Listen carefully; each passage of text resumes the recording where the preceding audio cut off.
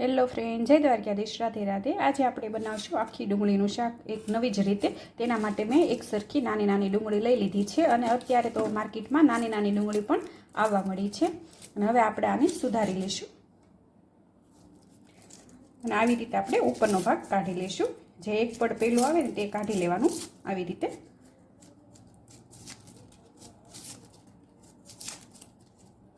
આવી રીતે આપણે બધી ડુંગળીનું એક એક પડ કાઢીને અને તૈયાર કરી લઈશું। આવી રીતે ઉપરથી એક એક પડ કાઢી લેવાનું અને અહીંયા ડુંગળી મેં ઉપરનો ભાગ કાઢીને અને ધોઈને સાફ કરી લીધી છે। હવે આપણે એને સ્ટીમ કરી લઈશું અને અહીંયા મેં ઢોકળિયું લીધું છે અને તેમાં આપણે આ બધી ડુંગળી ઉમેરી દઈશું અને બાફી લઈશું। આવી રીતે ગોઠવી દઈશું। પાણી વગર બાફવાની છે, પાણીમાં નથી બાફવાની, આપણે જે મુઠિયા બાફીએ ને તેવી રીતે। અને હવે ઢાંકી અને આપણે એને બાફી લઈશું। ત્યાં સુધીમાં આપણે હવે મસાલો તૈયાર કરી લઈએ અને આપણી ડુંગળી બફાય ત્યાં સુધીમાં આપણે મસાલા તૈયાર કરી લઈશું। તેની માટે મેં અહીંયા તજ લીધા છે 2 કટકા અને બાદિયા અને લવિંગ અને તીખા, તેને આપણે દરદરું ખાંડી લઈશું।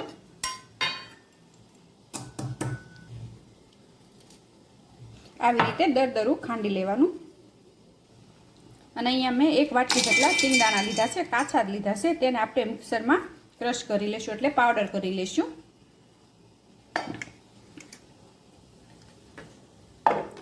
આવી રીતે આપણે ભૂકો કરી નાખવાનો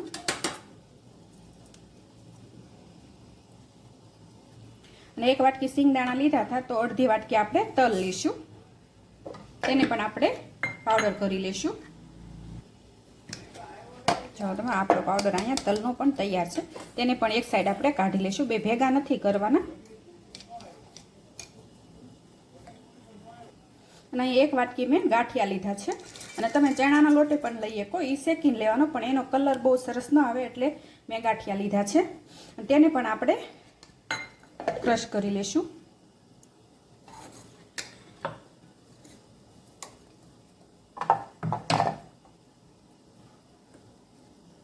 અને અહીંયા મેં 4 ટમેટા લીધા છે, એકદમ લાલ લેવાના, તેને પણ આપણે પ્યુરી બનાવી નાખશું।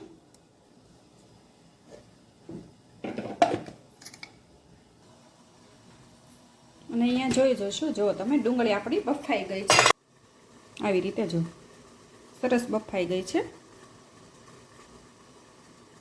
અને હવે તેને આપણે નીચે ઉતારી વઘાર કરી લઈશું।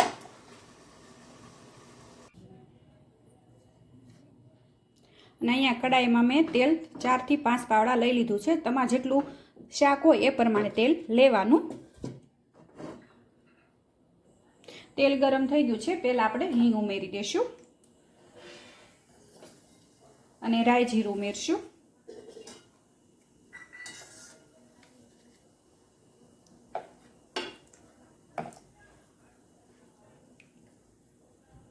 અને રાઈ જીરું આવી જાય એટલે આપણે 2-3 મરચાંની કટકી ઉમેરશું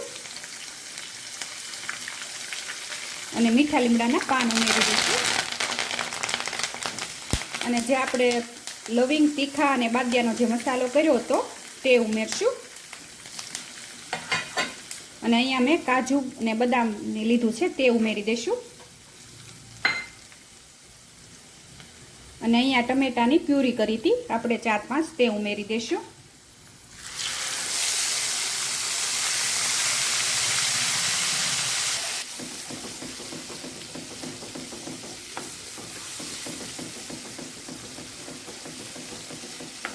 આવી રીતે એક ડુંગળીનું શાક કરજો બાફીને, બહુ સરસ બનશે અને સીધું તમે તેલમાં પણ સાતળી શકો, પણ એ પડ બધા જુદા જુદા થઈ જાય છે।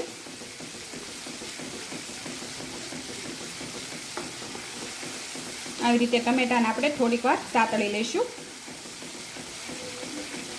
અને કાજુની પેસ્ટ કરીને પણ તમે ઉમેરી શકો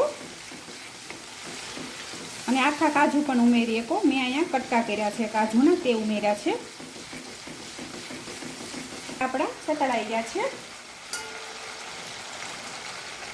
અને તેમાં આપણે થોડીક હળદર ઉમેરશું, તેને પણ આપણે મિક્સ કરીને થોડીક વાર સાતળી લઈશું એટલે કલર સરસ આવે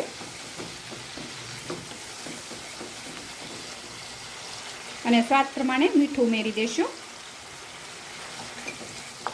આપણે જે સિંગનો ભૂકો કર્યો હતો ને તે ઉમેરશું.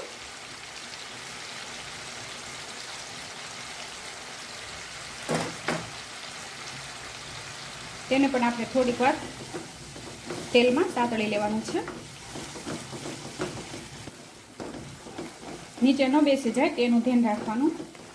અને સિંગના ભૂકો ઉમેર્યો છે એટલે નીચે બેસવા કરે. તમે ડુંગળીનું શાક તો ઘણી વાર બનાવ્યા જ હોય, પણ તમે એકવાર આવી રીતે બનાવજો, બહુ સરસ બનશે. અને હવે આપણે તલનો ભૂકો ઉમેરી દઈશું. તેને પણ થોડીક વાર માટે સાતળી લઈશું. અને તલનો સ્વાદ આમાં બહુ સરસ આવે.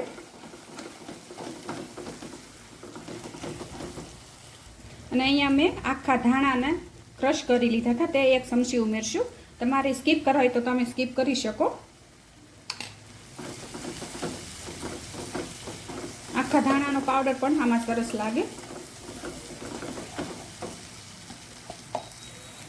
અને સ્વાદ પ્રમાણે વરિયાળીનો પાવડર ઉમેરશું, તે પણ સરસ લાગે. આપણે મરચું ઉમેરશું, જેટલું તમે તીખું ખાતા હો એ પ્રમાણે લેવાનું.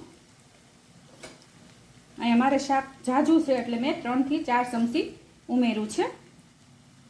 અને ધાણા જીરું, તેને પણ આપણે સાતળી લઈશું.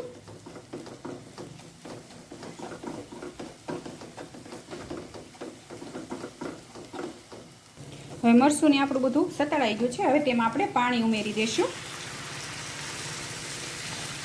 અને હવે આપણે એને ઉકળવા દઈશું. અને તમારે જેટલો રસો રાખો એ પ્રમાણે તમારે પાણી ઉમેરવાનું રહેશે. હવે ઢાંકીને આપણે થોડીક વાર માટે સડવા દઈશું, તેલ છૂટું પડે ને ત્યાં સુધી. અને હવે આપણે જોઈ જોઈશું. જો તેલ છૂટું પડી ગયું છે અને સરસ ઉકળી ગયું છે આપણી ગ્રેવી બધી.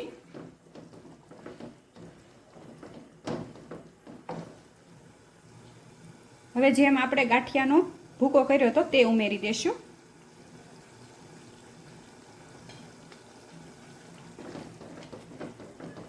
તેને પણ આપણે થોડીક વાર માટે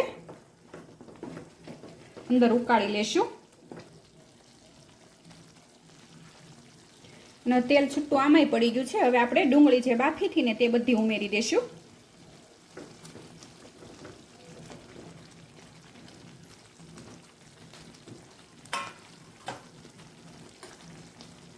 અને ઉપરથી ગરમ મસાલો ઉમેરી દઈશું. આમાં થોડીક મહેનત પડશે પણ શાક એકદમ પંજાબી સ્ટાઇલ થશે. મિક્સ કરીને થોડીક વાર આપણે સીજવા દઈશું. આને જો તમે તેલ છૂટું સરસ પડી ગયું છે ને ઉપરથી આપણે દેશી ગોળ ઉમેરી દઈશું.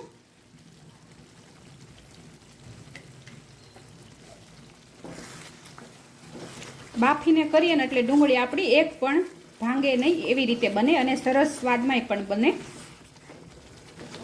દેખાવમાંય પણ સરસ. જુઓ તમે એકદમ છૂટી છૂટી બધી ડુંગળી.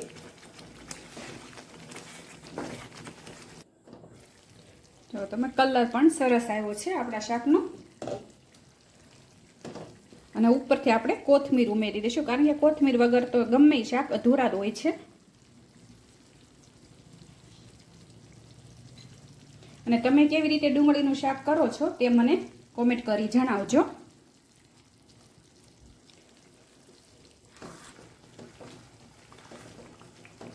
અને આને તમે પરોઠા સાથે, રોટલા સાથે, ભાખરી સાથે પણ ખાઈ શકો. અને મારી આ રેસીપી તમને ગમી હોય તો લાઈક કરજો, શેર કરજો અને સબસ્ક્રાઈબ કરજો.